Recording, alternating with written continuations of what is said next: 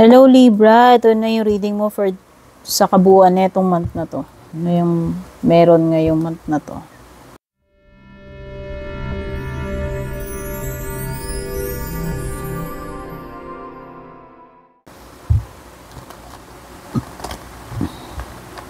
Thank you so much Libra for dropping by bago ka man dito or matagal nang sumusubaybay, laging nag-aabang. Yan.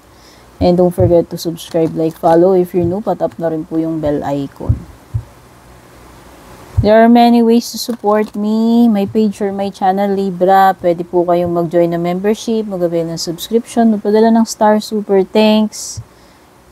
Those are some of the ways, no? Pero yung mga hindi rin nag-i-skip ng ads, marami rin salamat sa inyo kasi malaking tulong po yan. Especially yung mga laging nag-share ng mga readings natin. Private reading, tingnan nyo lang, nakasulat sa description. Nilagay ko dyan yung link, tap nyo yun. Mapupunta na po kayo sa official page ko at kayo po yung mag-message sa akin. I will not respond to comments. Palagi ko po yan sinasabi. Okay. You have here and now. I think Libra, may mga bagay kang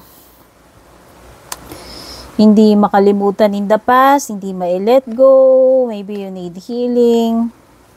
Or some of you, pwedeng hindi pa kayo nakaka-recover dyan sa kung ano man yung past na yan. Baka yung iba sa inyo, nabubuhay kayo sa past. Or masyado kayong anxious about the future. Either. And nakakalimutan ninyo na nandito kayo sa present. Which is yun yung pinaka-mensahe ng baraha mo, na mas mag-focus ka.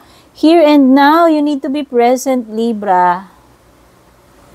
Dito sa kasalukuyan, hindi sa nakaraan, hindi sa future, para hindi ka masyadong maging anxious or maging tied up doon sa past. Kasi past na yun eh. Yun yung maaaring nagiging distraction para sa iyo or nagkukos ng blockage or yan yung nagpapabigat sa iyo. Okay? So, focus on what you can do dito sa moment na to, sa present. Kasi andito ka sa present. Ito yung meron kang pwedeng gawin. Yung nakaraan, wala na yun. Hindi mo siya ma-undo. Kahit na anong gawin mo. Make peace with the past and focus on the now. Okay?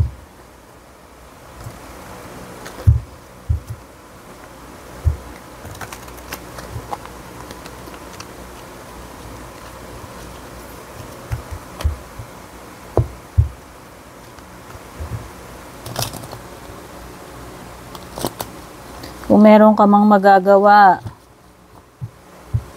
para sa future mo, yun ay mag-focus ka ngayon. Kasi kung ano yung ginagawa mo ngayon, yun din yung mag-shape ng iyong future. By the way, Libra.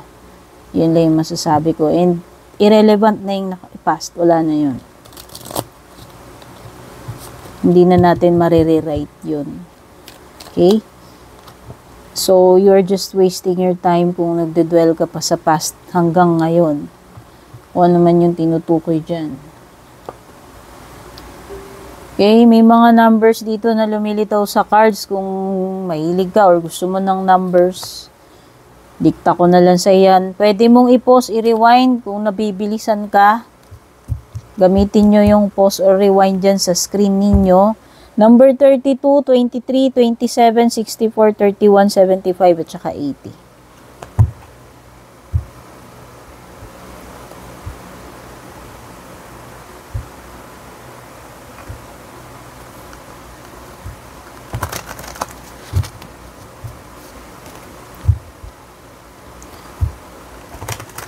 Wow, merong blessing na paparating sa'yo this month, Libra.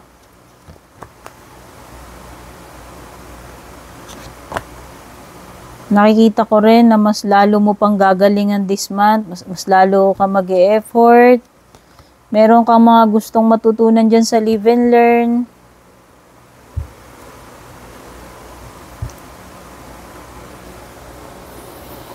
Siguro may mga gusto kang i-improve or i-upgrade sa sarili mo.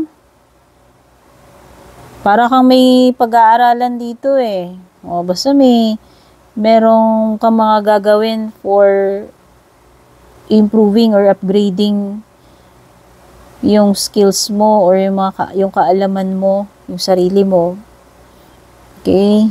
So, yung iba sa inyo dito, pwede kayong mag-enroll ng seminars, classes, o kung ano man yan. May period ng pag-i-study this month, Libra. May mga bago kang madidiscover, matututunan. O, may mga opportunity or blessings din na paparating sa'yo. Okay? Kaya lang may mga negative cards din dito sa baba, like loneliness and nightmare. Take care about your health, Libra, ha?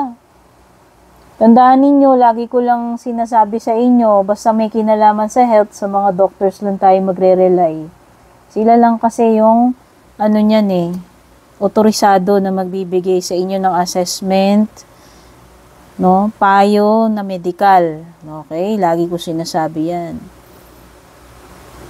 Better consult a professional when it comes to your health, no? Which is yung doctors nga.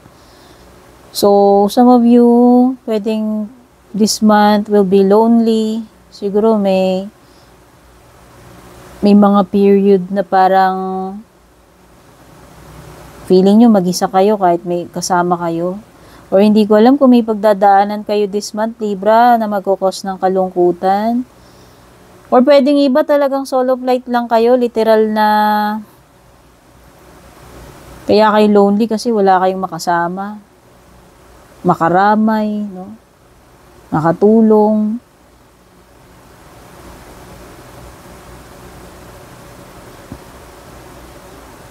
O baka iba na every time na magmumuni-muni kayo, especially mga single, siguro nalulungkot kayo na wala kayong katuwang sa buhay, hindi pa kayo nagkakajowa or hindi pa kayo nagkakaasawa. Okay.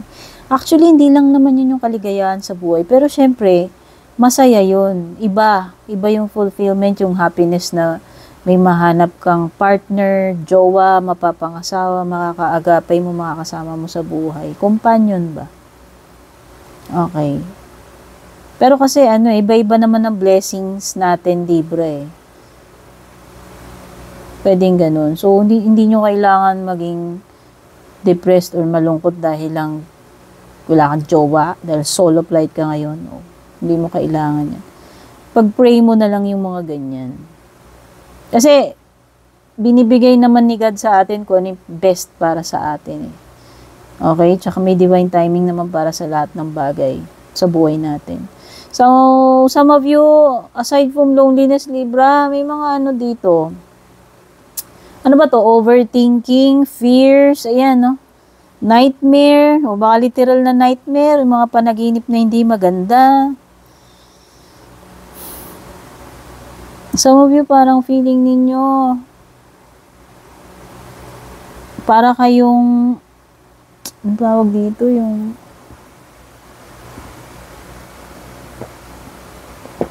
forsaken dahil sa pagiging alone ninyo. Maaaring some of you nagsasuffer kayo ng mag-isa kaya siguro ganyan yung naiisip nyo or nafe-feel ninyo.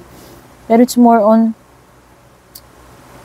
on how you see the situation eh. Pwedeng ganun lang ka-negative din yung tingin mo sa sitwasyon. Okay?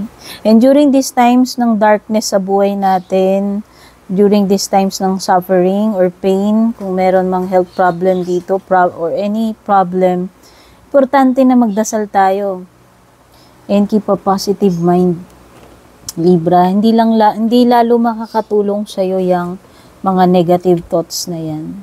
Bagkus lalo ka pang na-overthink, no? Lalo pang makaka-apekto yan sa'yo eh. In a negative way. Okay? So, Libra, may mga maintenance dito. Ano ba to, Libra? May iniinom ka na bang maintenance na gamot? O baka yung iba sa inyo, meron talagang something dito na nire-remind about your health. So, pag sinabi nating maintenance meds, di ako doktor, disclaimer, hindi ako doktor ah.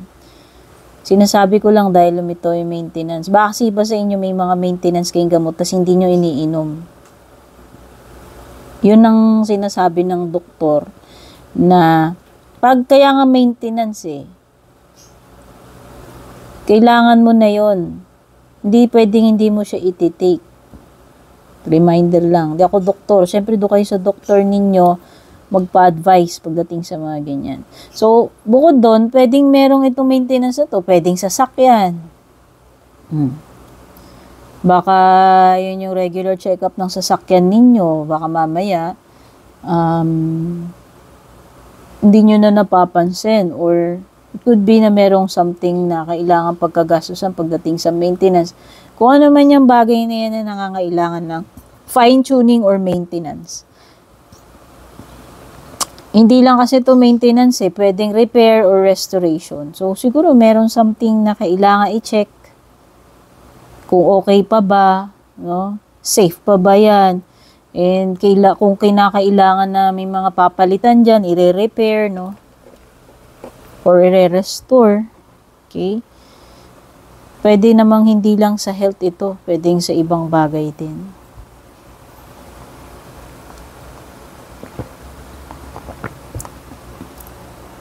Meron ding mga kailangan i-adjust Libra this month. I don't know kung may kinalaman yan sa mga pagbabudget, sa mga gastusin, okay, sa expenses ninyo. Okay, kung restoration naman, pwedeng may mga parang magiging good as new na uli, o alam mo yun, may babalik sa dati kung ano man yan, material man yan or hindi. Okay? So, sa bottom ng deck mo, you have the Hermit card. This is Virgo energy. Meron ka ring Wheel of Fortune dito. Okay? Mukhang hindi pa ganun kaswerte, Libra, kung ine-expect mo, kung naghihintay ka ng big break. Ayan, no? Wheel of Fortune. Siguro hindi ito yung best time. Dito yung pinakamaswerteng time. Siguro kung ako tatanungin, hindi itong month na to. Either wala pa ring improvement or either baka mamaya, mas lalo pang maging worse. Kasi balik na yung Wheel of Fortune mo. Okay, may mga bagay din dito na pwedeng hindi pa matatapos. Yan, especially kung ni-expect mo na may mga matatapos this month. Baka hindi pa.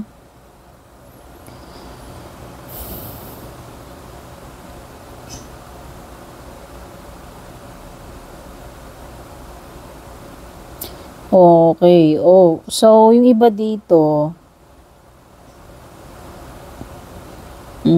kung nag-i-expect kayo na mag-i-improve na yung yan. Kung nag-i-expect kayo na meron na something dito sa trabaho ninyo na mag-i-improve na parang hindi pa rin. Parang ganun pa rin, Libra.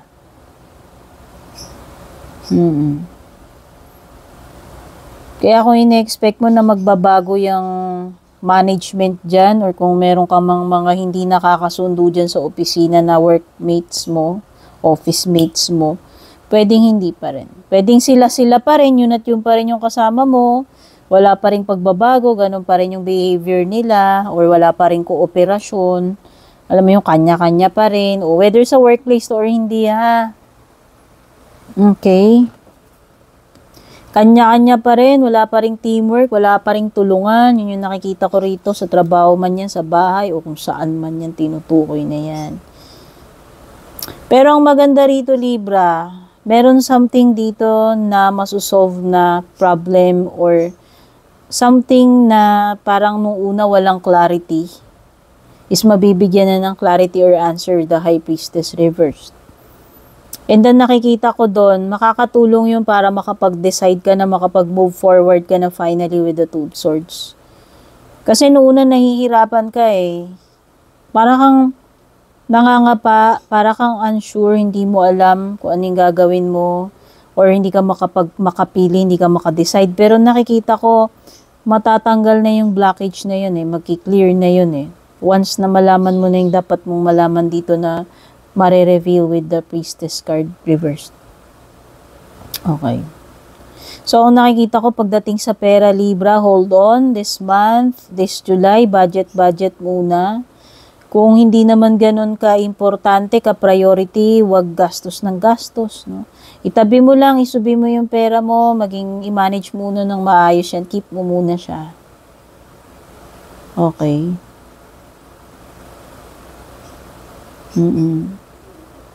So, maging wise with your hard-earned money kasi baka kailanganin mo yan. Oo.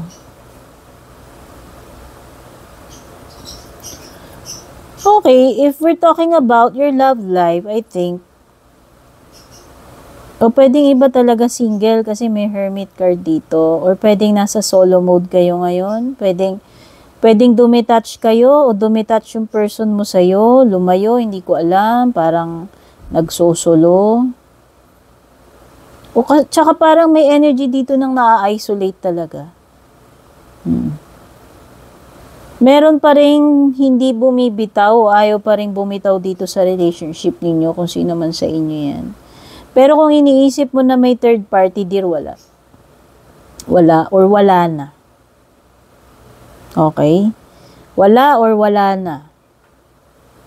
Wala ka nang dapat ipag-alala about third party. Hindi third party eh. Wala na yun eh. Okay? Oo. So, siguro nakaget over na siya. Kung nagkaroon man to ng third party in the past, wala na yun, let go niya na yun. Nakapamili na siya. Or ikaw, kung sino man sa inyo yan. Okay? Check na natin yung closing message mo, Libra.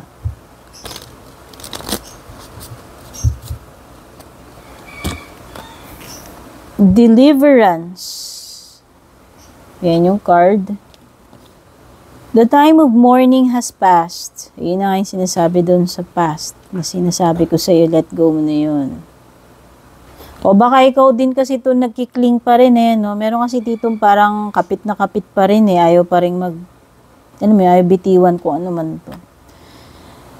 This deliverance, the time of mourning has passed. You feel you can work through the grief without attachment to those you love. So, may kinalaman ito sa past, may kinalaman ito sa dealing with grief, Libra, kung ano man yan na nangyari in the past. Ano mga attachment yan. Pwede mo nang bitiwan daw yan. Ayan, itong ayaw mong bitiwan. Ayan yung past na tinutukoy doon. Ayan. Palayain mo na raw yung souls nila. You can set their souls free, which will also bring you release and freedom. So, it's about a past person na wala na siguro, Libra. Okay? Tapos na yung, yung period ng mourning, grief, at dapat, mag-focus ka na lang dito sa present mo. Kasi kapag hindi mo sila pinapalaya, hindi sila rin magkakaroon ng peace. Okay?